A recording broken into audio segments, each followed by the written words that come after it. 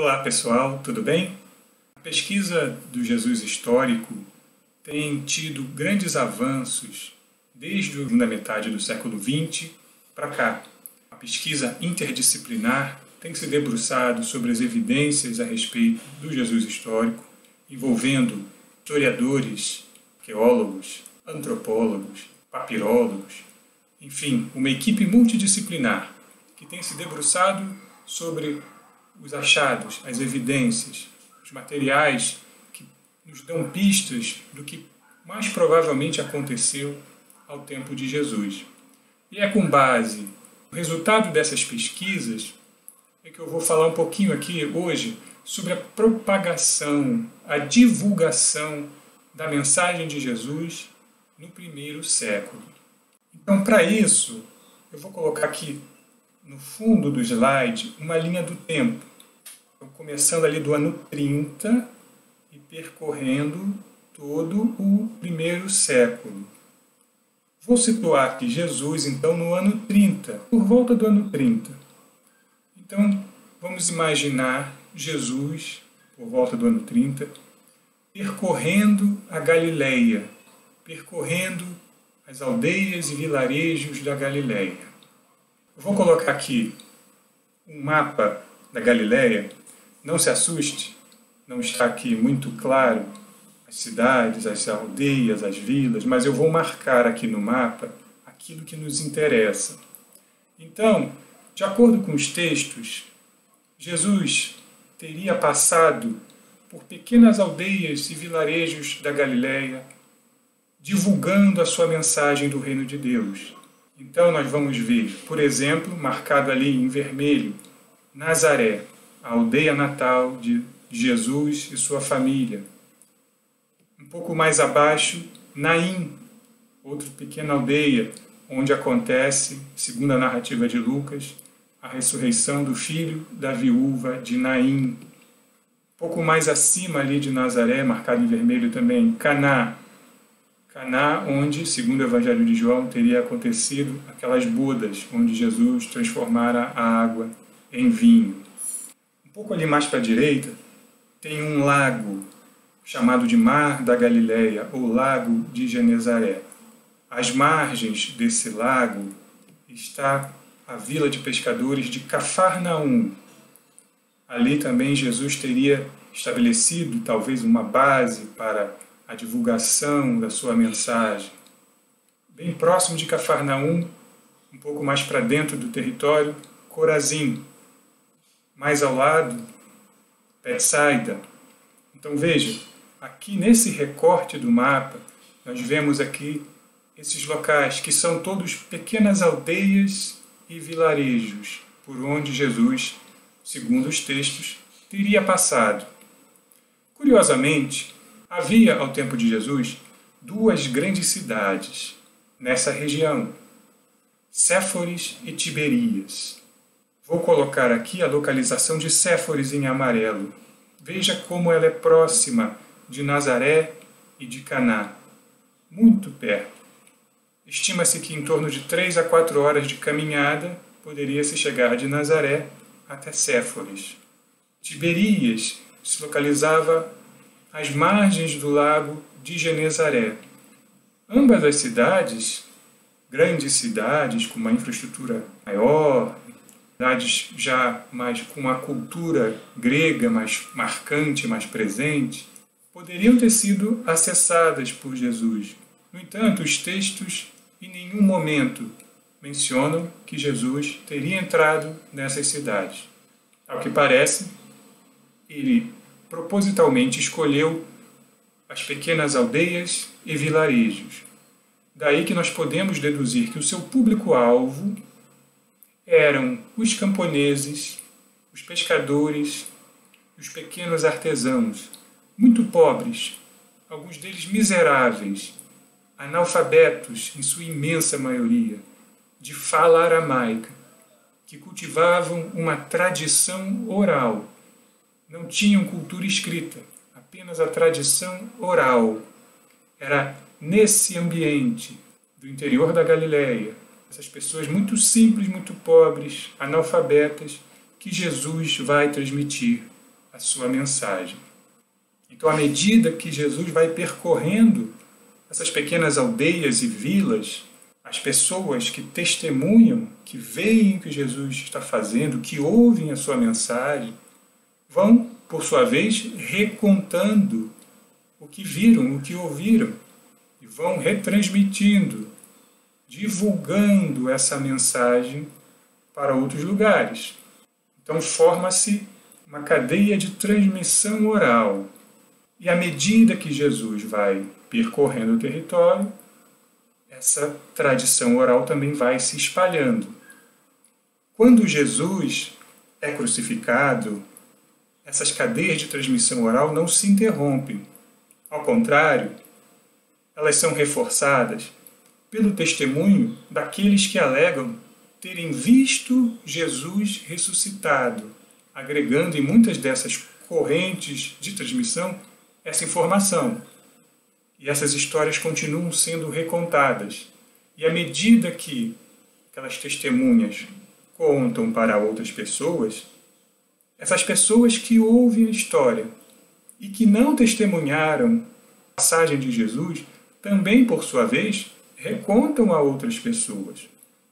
Até que essas histórias elas vão se afastando cada vez mais do seu ponto de origem, daquele ambiente campesino, daquele ambiente de analfabetos, de fala aramaica, e vai chegar aos ouvidos de algum bilíngue que conhecia tanto o aramaico quanto o grego.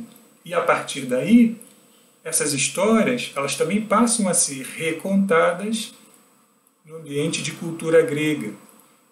E elas vão, então, se espalhando, elas vão se diversificando, saindo daquele ambiente original e alcançando o ambiente urbano, de fala grega, de pessoas mais letradas, de tal maneira que, por volta do ano 50, então nós já estamos aí há cerca de 20 anos da passagem de Jesus, nós vamos encontrar um autor como Paulo, o autor mais antigo de textos cristãos que nós conhecemos, escrevendo em grego, no ambiente urbano, as suas cartas autênticas, que são 7. 1 aos Tessalonicenses, Gálatas, 1 Coríntios, 2 Coríntios, Filipenses, Filemão e Romanos. Essas 7 cartas são escritas por Paulo ali em torno da década de 50, entre os anos 50 e 60. Mas veja, as tradições orais que chegam até os ouvidos de Paulo, porque Paulo não conheceu Jesus pessoalmente. Paulo teve uma experiência de ver o Jesus ressuscitado e ouviu histórias, correntes dessa tradição oral que chegaram até ele. Mas além dessas tradições orais que chegaram até Paulo, muitas outras correntes de transmissão oral se formaram, muitos outros relatos, frutos da interação cultural entre aqueles que recontavam as histórias e aqueles que ouviam, de tal maneira que muitos textos foram produzidos, muitos textos diferentes.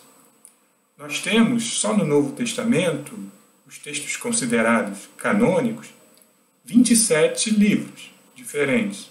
Mas, para além desses 27 livros, que constam do Novo Testamento, há muitos outros textos que não foram, que ficaram de fora, que foram descartados por aqueles que lideravam a instituição do cristianismo nos primeiros séculos.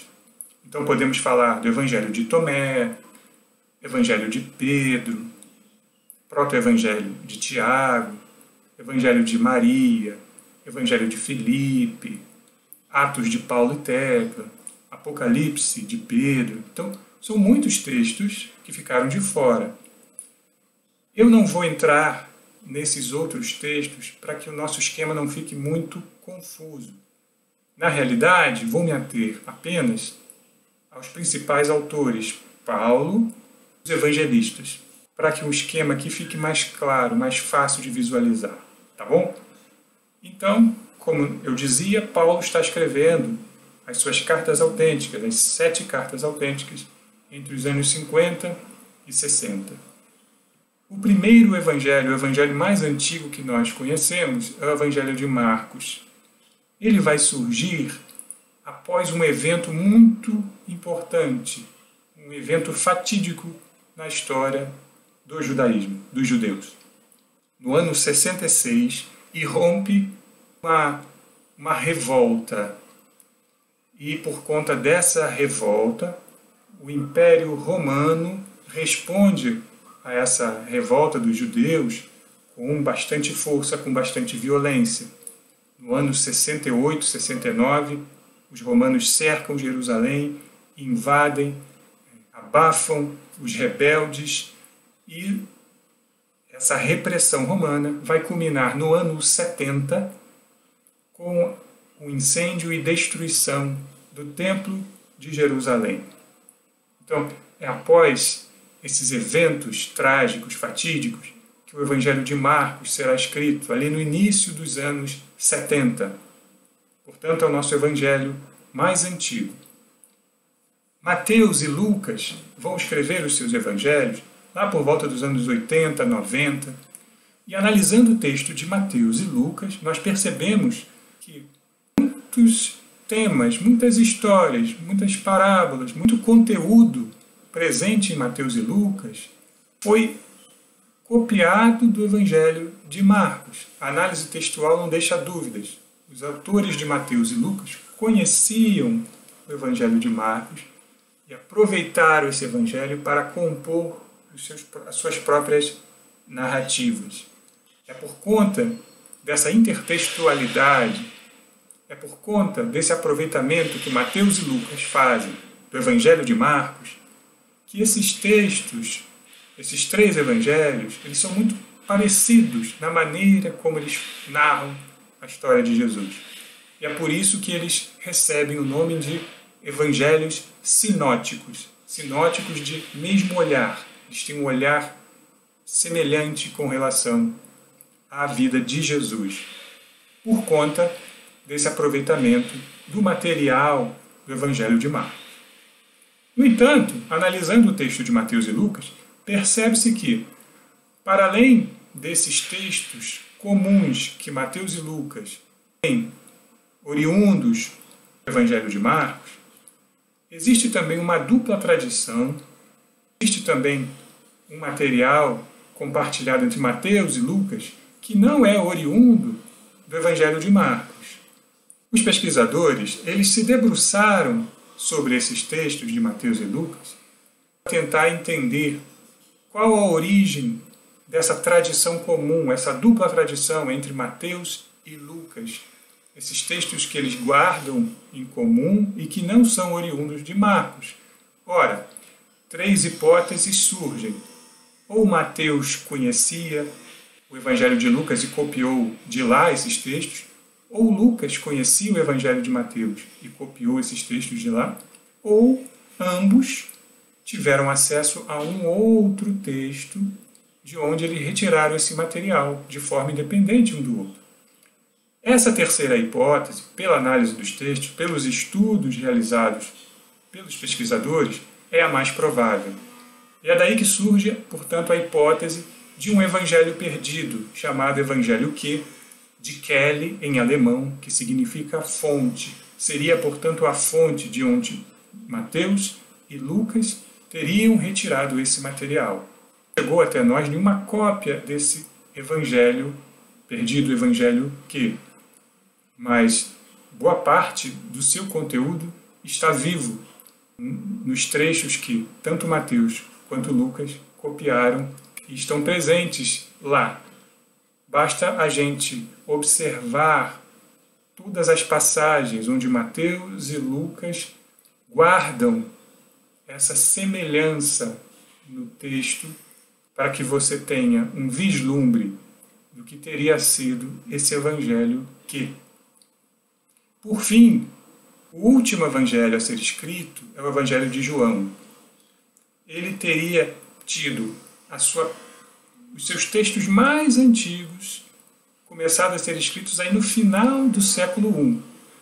mas na realidade a sua escrita, a sua redação final, tal como nós o conhecemos hoje, isso só vai acontecer lá em meados do século II.